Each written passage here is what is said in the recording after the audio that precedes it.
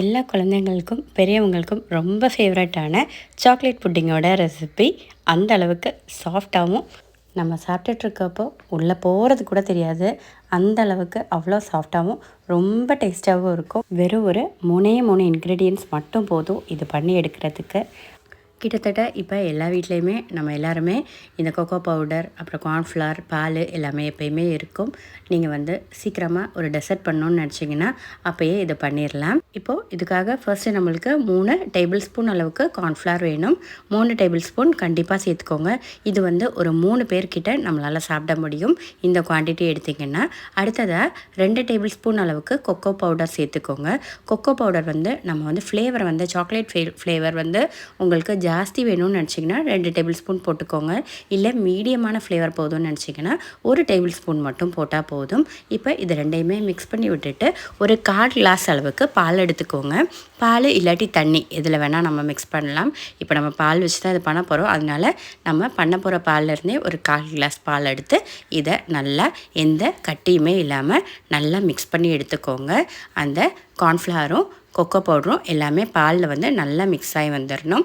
இப்போ case on பண்ணிக்கிட்டு நம்ம ஒரு கப் அளவுக்கு பால் வச்சுக்கலாம். பால் வந்து ஏற்கனவே கொதிக்க வச்ச பால் தான். இப்போ வந்து இதில் 4 to 5 டேபிள் ஸ்பூன் வர ஜீனி போட்டுக்கோங்க. ஜீனி வந்து உங்கள் இனிப்புக்கு தகுந்தாப்பில் நீங்கள் சேர்த்துக்கலாம்.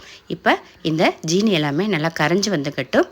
ஒரு தடவை நல்லா மிக்ஸ் பண்ணி விட்டுக்கலாம். லைட்டாக பால் கொதிக்கிறதுக்கு முன்னாடியே நம்ம மிக்ஸ் பண்ணி வச்சுருக்கிற இந்த கார்ன்ஃப்ளவர் அப்புறம் கொக்கோ பவுடர் மிக்ஸை நம்ம இது கூட சேர்த்துக்கலாம்.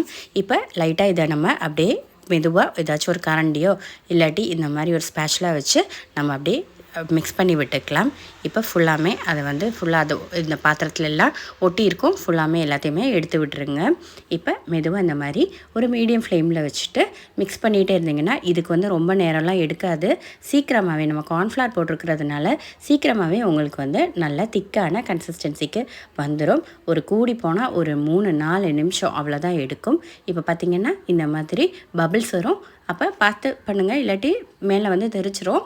இந்த மாதிரி மிக்ஸ் பண்ணி விட்டுக்கிட்டே இருங்க. உங்களுக்கே தெரியும் நல்லா அது வந்து இறுகி வர்றது.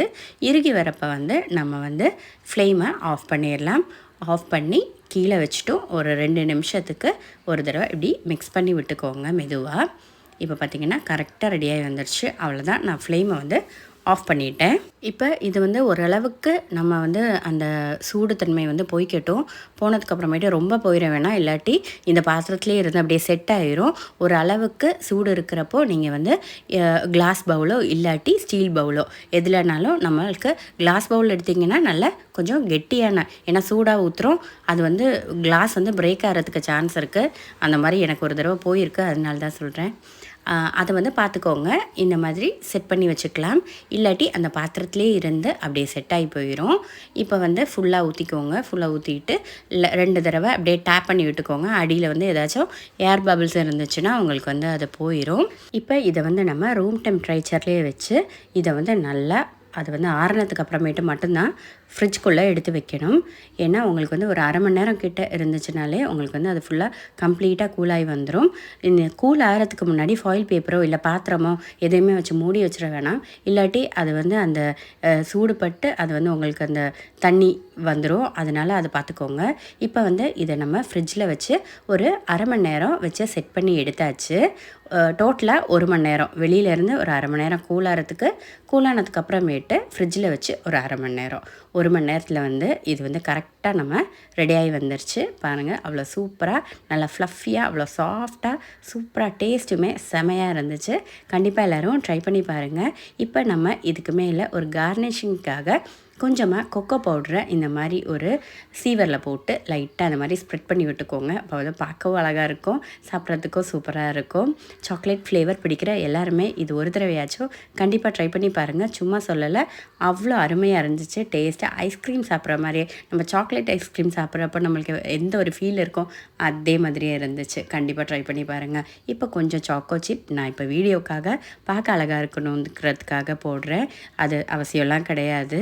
சாப்பிட்றப்ப உங்களுக்கு அந்த குழந்தைங்களுக்கு சாப்பிட்றப்ப அது வந்து நல்லாயிருக்கும். வேணும்னா உங்ககிட்ட இருந்துச்சுன்னா சேர்த்துக்கோங்க. வீடியோ பிடிச்சிருந்துச்சுன்னா லைக் பண்ணவும், நம்ம சேனலை சப்ஸ்கிரைப் பண்ணவும், உங்கள் ஃப்ரெண்ட்ஸ் கூட ஷேர் பண்ணவும் மறந்துடாதீங்க. எல்லோரும் ஹெல்த்தியாக சாப்பிடுங்க, சந்தோஷமாக இருங்க. தேங்க்ஸ் ஃபார் வாட்சிங் ப்ரீத்தூஸ் மெனு. பாய்.